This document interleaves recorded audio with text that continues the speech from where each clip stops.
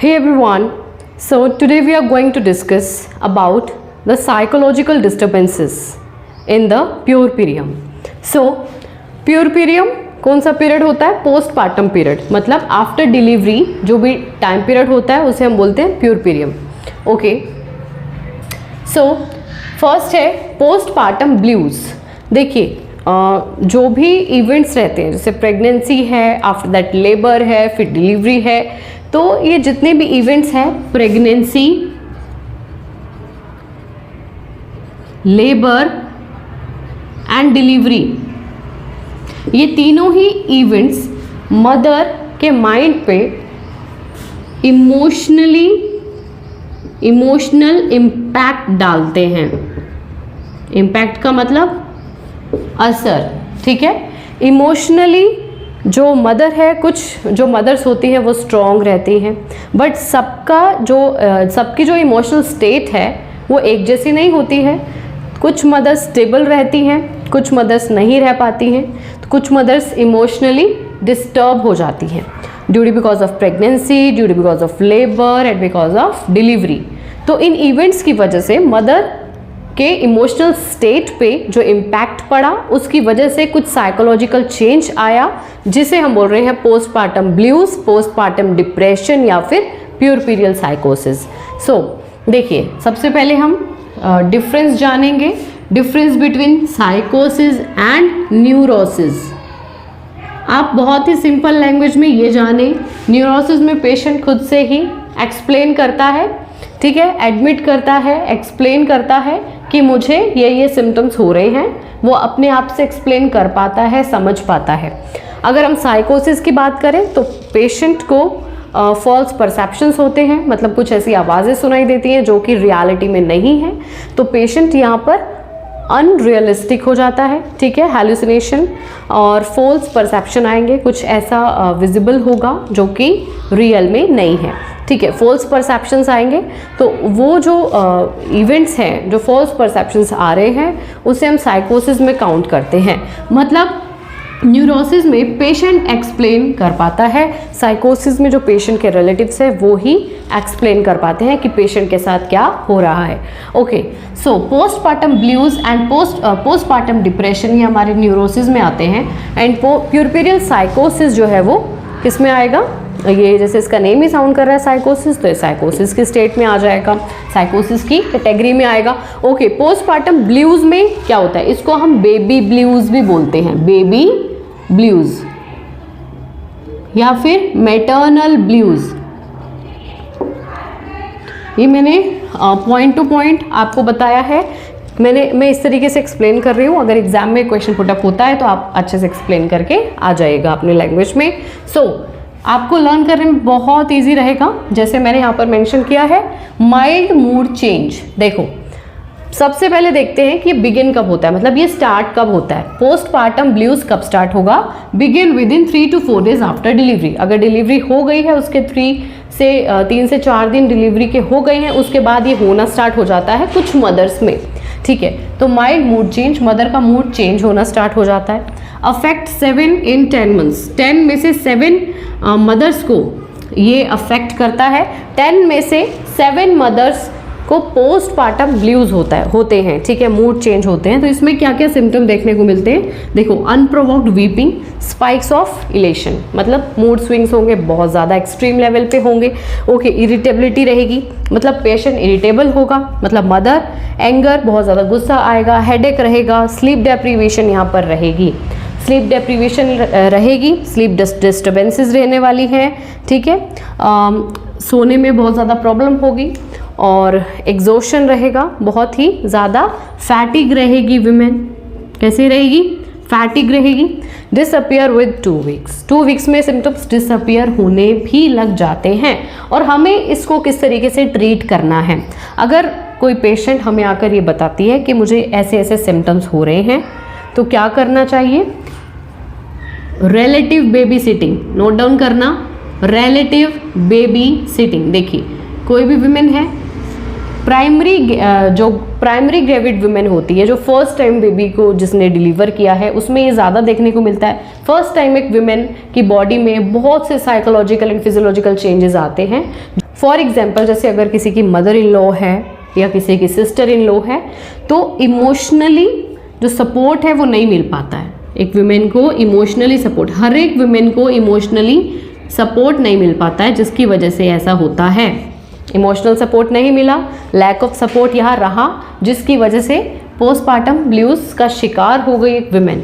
तो अब हमें क्या करना है, हो सकता है कि हम अगर रिलेटिव बेबी सिटिंग कराएं, मतलब अगर कोई रिलेटिव आकर बेबी को बेबी सिटिंग करता है तो मदर को रेस्ट मिलेगा, मदर को हम रेस्ट प्रोवाइड कर सकते हैं, मदर इनफ स्लीप ले पाएगी, और मदर अगर इनफ स्लीप ले पाएगी तो स्लीप डेप्रीवेशन वाला सिम्टम शो नहीं होगा, ठीक है, एंगर नहीं होगा, मदर इरिटेबल नहीं होगी, मदर को हेडेक नहीं होगा, एक्सोशन भी नहीं होगा अगर वो इनफ स्लीप लेगी तो उससे क्या होगा, पोस्टपार्टम ब्लूज को हम करेक्ट कर पाएंगे, ठीक है। नेक्स्ट देखते हैं पोस्टपार्टम डिप्रेशन।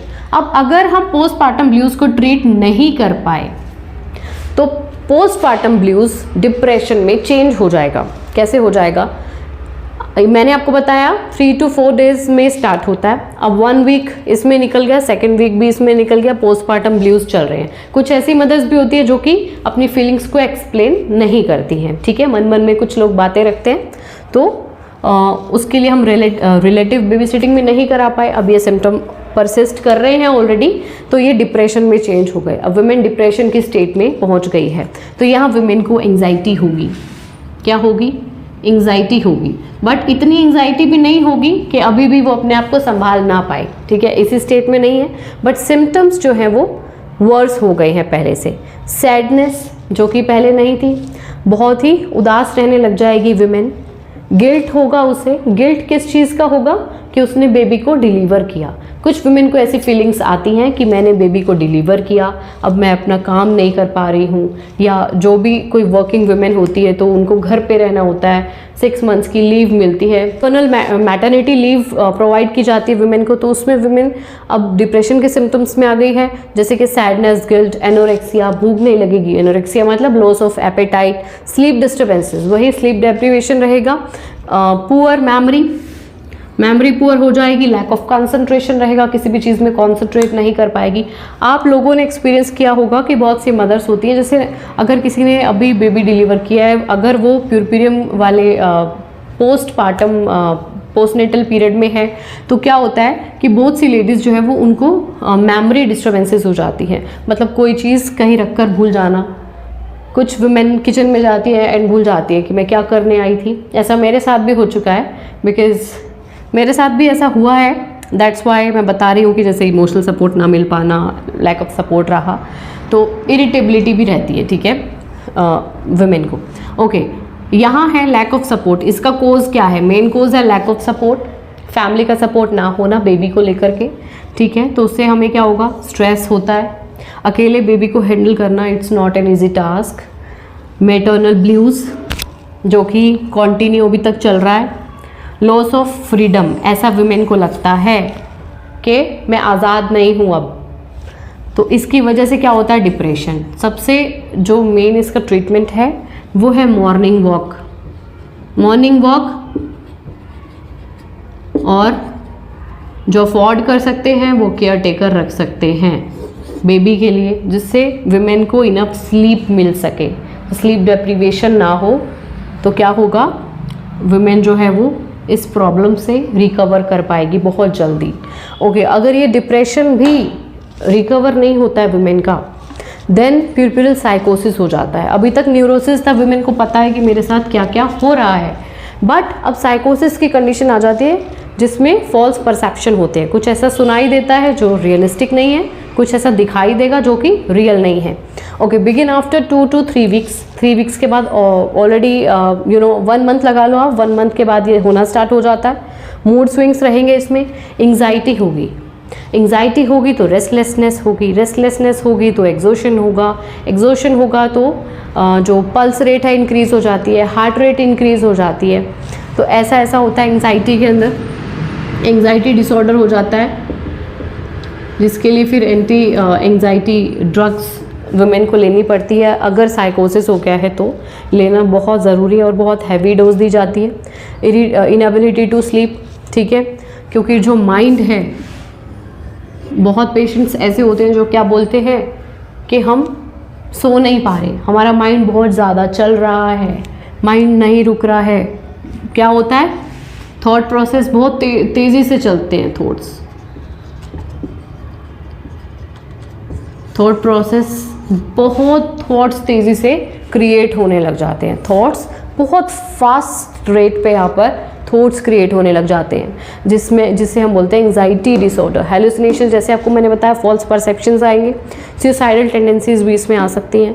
हैवी सडेशन, अगर ट्रीटमेंट की अगर हम बात करें तो इसमें हैवी सडेशन देना होगा। अभी तक हम कोई भी मेडिकल ट्रीटमेंट नहीं प्रोवाइड कर रहे थे, कोई भी मेडिकल इंटरवेंशन की यहाँ नीड नहीं थी in the postpartum depression and postpartum blues में, but in the case of puerperal साइकोसिस हमें हैवी सडेशन वुमेन को प्रोवाइड करनी होगी, एंटी साइकोटिक ड्रग्स देने होंगे, एंटी एंग्जाइटी ड्रग्स देने होंगे। ओके, एंटी साइकोटिक ड्रग्स जैसे लिथियम दे सकते हैं हम, लिथियम यहाँ प्रोवाइड कराएंगे। इमोशनल सपोर्ट की बहुत ज़्यादा नीड होती है ऐसी वुमेन को जिसको कुछ ऐसे डिस्टिंक्टिव फीचर्स जिसमें शो हो गए हैं, जैसे पोस्टपार्टम ब्लूज, डिप्रेशन एंड साइकोसिस। और एक नर्स का क्या रोल रहेगा, एक नर्स का ये रोल रहेगा सबसे main and major role, mother and baby का जो रिलेशनशिप है उसे रीबिल्ड कराना, मदर बेबी रिलेशनशिप को रीबिल्ड कराना। ठीक है, ओके, आई होप आपको ये टॉपिक क्लियर हो गया होगा। ये जो टॉपिक है ये हर एक वुमेन की लाइफ से बहुत ज़्यादा कनेक्ट करता है। साइकोलॉजिकल डिस्टर्बेंसेस हर एक वुमेन को होती है, किसी को थोड़ी, किसी को ज़्यादा, लेकिन सब में होती है और प्राइमरी ग्रेविड वुमेन में ज़्यादा होती हैं। आई होप आपको आज का टॉपिक क्लियर हो गया होगा। कोई भी क्वेरीज हो तो मुझे कमेंट डाउन कर दीजिएगा। और ये एक ऐसा टॉपिक है अगर एग्जाम में आ जाता है और आप में से अगर कोई मदर बन चुकी हैं तो वो खुद से इस टॉपिक को एक्सप्लेन कर सकती हैं। अगर उनके साथ खुद कुछ ऐसा हुआ है, वो अगर पोस्टपार्टम ब्लूज से गुजर चुकी हैं तो अपने आप से टॉपिक को एक्सप्लेन कर सकती हैं। आई होप कि टॉपिक क्लियर हो गया होगा। कोई भी क्वेरीज हो मुझे कमेंट डाउन कर दीजिएगा, मैं ज़रूर क्लियर आउट करूँगी। Thanks for watching.